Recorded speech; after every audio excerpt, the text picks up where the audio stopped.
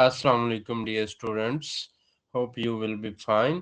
आज का हमारा टॉपिक है कानून और कानून के माखज़, जिसे हम इंग्लिश में सोर्स ऑफ लॉ भी कहते हैं।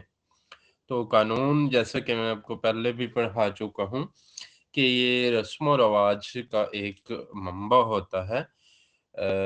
सम फिक्स्ड रूल्स होते हैं, जिसको बनाने के लिए कोई एक अदारा मौजूद होता है और इसको लागू करने के लिए भी कोई एक अदारा मौजूद होता है। जैसा कि मुल्क पाकिस्तान का कानून है कि इसको बनाने के लिए मुकन्ना मौजूद है और इसको इन्फोर्स करने के लिए भी इंतज़ामिया का एक बहुत स्ट्रॉन्ग अदारा मौजूद है। डियर स्टूडेंट्स, लॉ का जो लफ्ज़ है ये जर्मन लफ्ज़ लैग से माखूज़ किया गया है, जिसके मानी कोई ऐसी चीज़ जो फिक्स्ड हो, तमाम के लिए एक जैसी हो, तो इसको कानून या लैग कहते हैं। जॉन ऑस्टन कानून को एक हुक्म समझते हैं जो कि एक स्ट्रॉन्ग बॉडी किसी एक कमज़ोर जिस्म को हुक्म जारी करती है, तो इसको वो कानून कहता है। जबकि वुडरो विल्सन का इस मामले में मुख्तलिफ ख्याल है। वो कहता है कि कानून वो शरअ ज़वाबित है जो अवाम तस्लीम भी करती है और इसको अप्लाई करने के लिए इसके पीछे कोई एक ताकत होती है जिसको गवर्नमेंट की ताकत कहा जाता है। मतलब वो कहता है कि ऐसा कुछ रूल्स एंड रेगुलेशंस जो अवाम ज़ाती तौर पे भी उसको तस्लीम करती है और इसको इन्फोर्स करने के लिए एक गवर्नमेंट भी मौजूद होती है। तो उन रूल्स एंड रेगुलेशंस को लॉ का नाम दिया जाता है। तो स्टूडेंट्स, अगर हम बात करें कानून के माखज़ की, यानी सोर्स ऑफ लॉ की, इसका मतलब ये है कि कानून अख़ज़ कहाँ से किया जाता है, कानून आता कहाँ से है, कानून बनता किस चीज़ से, कानून का रॉ मटेरियल क्या है जिसको हम प्रोसेस करके आगे एक कानून बना लेते हैं। तो सबसे पहले बात करेंगे हम रस्म और रिवाज पे।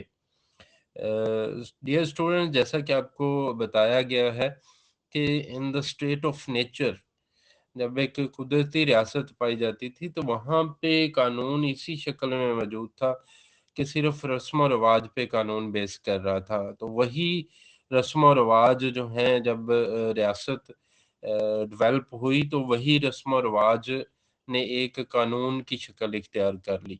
आज भी बहुत सारे मुल्क ऐसे हैं जिनके कानून का बहुत सारा हिस्सा रस्म और रिवाज पर मुश्तमिल है।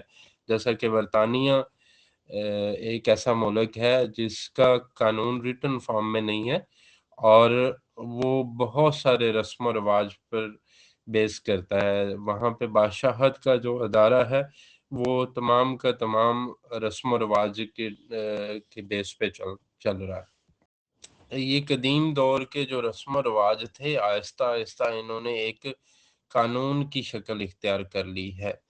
हमारे माशरे में भी बहुत सारे ऐसे मामलात देखे जाते हैं जो कानून नहीं हैं, सिर्फ रस्म व रिवाज हैं, लेकिन वो इतने प्रोमिनेंट हो चुके हैं, इतने परमानेंट हो चुके हैं कि लोग उनको कानून की तरह ही फॉलो करते हैं। शादी ब्याह के रस्म व रिवाज अगर आप देख लें तो वहाँ पे मेहंदी की रस्म, बारात और दिस दैट, ये सारी चीज़ें जो हैं ऐसे लगता है कि जैसे ये समथिंग फिक्स्ड हैं और लाज़मी हैं। हालाँकि ये सारे के सारे रस्म व रिवाज हैं और ये कानून नहीं है। तो इसी तरह कोई रस्म व रिवाज अगर बहुत प्रोमिनेंट और बहुत परमानेंट हो जाए, तो वो कानून की शक्ल इख्तियार कर लेता है और उसके बाद मुकन्ना उसको अगर कॉन्सेंट दे दे तो ये कानून की शक्ल इख्तियार कर लेता है। हमारा इससे अगला पॉइंट है मज़हब। तो दोस्तों, मज़हब जो है ये कानून का बहुत पुराना सोर्स है। इसकी सबसे बेहतर मिसाल पाकिस्तान के कानून की है कि पाकिस्तान का कानून जो है ये तकरीबन 60 से 70% डिपेंड करता है मज़हब इस्लाम पे। हमारे बहुत सारे ऐसे अफ़कार, हमारी ऐसी तालीमात जो इस्लामी हैं, लेकिन वो पाकिस्तान के कानून का हिस्सा भी हैं। जैसा कि जायदाद के कानून, जैसा कि कत्ल का बदला कत्ल और बहुत सारे ऐसे कानून हैं, जैसे विरासत का कानून है, ये भी पाकिस्तान में अख़ज़ किया गया है इस्लाम से। तो बहुत सारे ऐसे कानून हैं जो मज़हब से अख़ज़ किए जाते हैं। ये सिर्फ़ पाकिस्तान की बात नहीं है, दुनिया के बहुत सारे ममालिक में कानून का बहुत बड़ा सोर्स मज़हब रहा है, हिस्ट्री में भी और आज भी। हमारा तीसरा और बहुत अहम जो पॉइंट है वो है अदालती फ़ैसले। तो डियर स्टूडेंट्स, जब भी अदालत में कोई केस आता है तो अदालत उसका फ़ैसला कानून को देखते हुए करती है। तो अगर उस पार्टिकुलर केस के लिए ऐसी कोई सूरत-ए-हाल पैदा हो जाती है कि उस कानून जो एक्जिस्टिंग लॉ होता है वो उस सिचुएशन पे पूरा नहीं उतरता, तो देन क्या होता है कि जज साहबान जो हैं वो अपनी सेंस ऑफ ह्यूमर से ये फैसला करते हैं। तो ये जो फैसला होगा, ये फिर आने वाले दिनों के लिए एक कानून की हैसियत रखेगा और महतात अदालतों के लिए भी कानून की हैसियत रखेगा।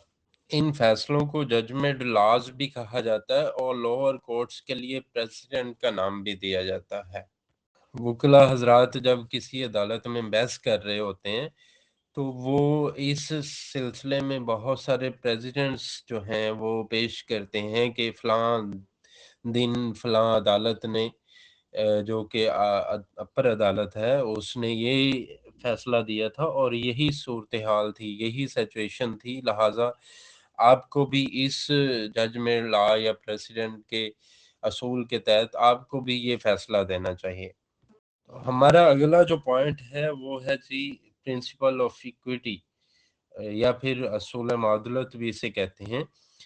अदालती फ़ैसले और असूल मुआदलत में थोड़ा-सा डिफ़रेंस है।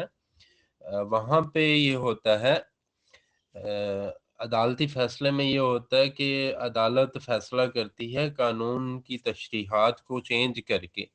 लेकिन असूल मुआदलत में ये होता है कि जब भी कोई ऐसा केस जज के सामने आता है जिसकी नज़ीर पहले होती नहीं है, मतलब इस तरह का केस कभी बना ही नहीं। फॉर एग्ज़ाम्पल आजकल के दौर में साइबर क्राइम के हवाले से एक कोई नया इश्यू हो सकता है या एक नया जुर्म जिसकी मिसाल पहले थी नहीं, तो उस पे कोई कानून भी नहीं बनाया गया, तो अब ये फ़ैसला जज साहब के सामने आ गया है, तो वो ये फ़ैसला कैसे करेगा?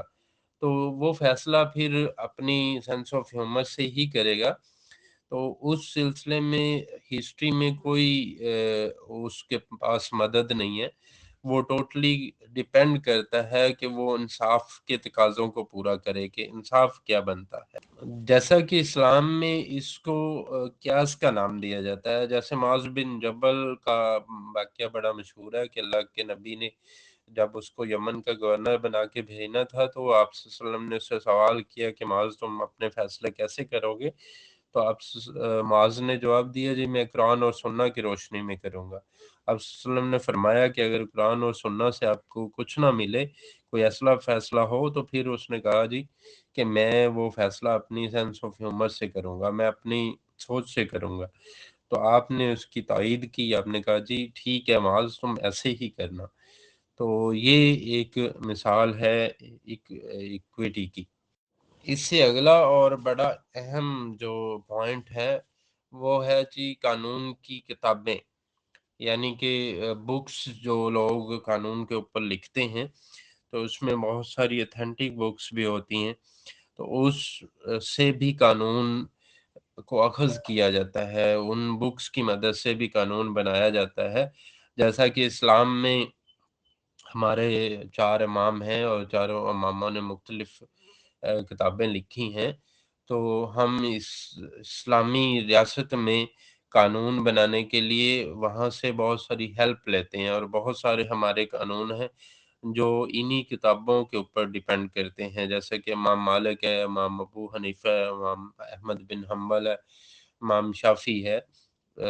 इमाम जाफ़र सादिक है। इस तरह के जो लोगों ने ये किताबें लिखी हैं, तो हम यहाँ से रोशनी हासिल करते हैं और कानून बनाते हैं। Last but not the least, एक मॉडर्न सोर्स ऑफ लॉ जिसे हम समझते हैं वो है कानून साज़ी, यानी मुकन्नना जो आपका एक अदारा है कानून बनाने का, तो वो मॉडर्न सोर्स ऑफ लॉ समझा जाता है इस सिलसिले में। तो जितने भी कानून आजकल बनाए जाते हैं, वो तमाम के तमाम कहाँ से अख़ज़ किए जाते हैं, वो आपकी मुकन्नना क्रिएट करती है। आपका जो लेजिस्लेचर का अदारा है, पार्लियामेंट है, वो इन कानूनों को तश्कील देती है और तकरीबन हर जो कानून है, वो आजकल के दौर में मुकन्ना ही तश्कील देती है। जैसे आपको पता है कि हुकूमत के 3 अदारे हैं, मुकन्नना, इंतज़ामिया और अदलिया, और इनमें से मुकन्नना का काम सिर्फ़ यही है कि वो कानून साज़ी करती है और आइन साज़ी करती है। तो ये दोनों ही कानून जो हैं ये किसी भी मुल्क के लिए लाज़मी होते हैं और आज इसको मॉडर्न सोर्स ऑफ लॉ समझा जाता है। हमारे तमाम के तमाम फ़ौजदारी कानून और दीवानी कानून और इसके अलावा आइन जो है ये तमाम के तमाम इसकी मिसालें हैं कि ये मुकन्नना ने तरतीब दी हैं और तश्कील दी हैं। डियर स्टूडेंट, ये था आज का हमारा टॉपिक और आज हमने 6 तो पॉइंट्स पढ़े हैं जो कि सोर्स ऑफ लॉ हैं, जो कि कानून के माख़ज़ हैं। तो इसमें सारे ही बहुत इम्पोर्टेंट हैं, जैसे कि लेजिस्लेचर है, ये मॉडर्न सोर्स ऑफ लॉ है। इसी तरह से जो माहिर कानून की तरफ से लिखी गई किताबें हैं, ये भी एक बहुत अच्छा सोर्स ऑफ लॉ है। यहाँ से भी हम बहुत सारी चीज़ें जो हैं अख़ज़ करते हैं कानून बनाने के लिए। इसके अलावा अगर बात करें हम असूल मुआदलत की या इक्विटी की, तो इसको भी बहुत ज़्यादा इम्पोर्टेंस हासिल है। यहाँ से भी बहुत सारे कानून अख़ज़ किए जाते हैं। अदालती फ़ैसलों की अगर बात करें तो अदालती फ़ैसले और प्रेसिडेंट में बहुत सारे जो कानून शामिल हैं और बहुत सारे फ़ैसलों से हम कानून को अख़ज़ करते हैं।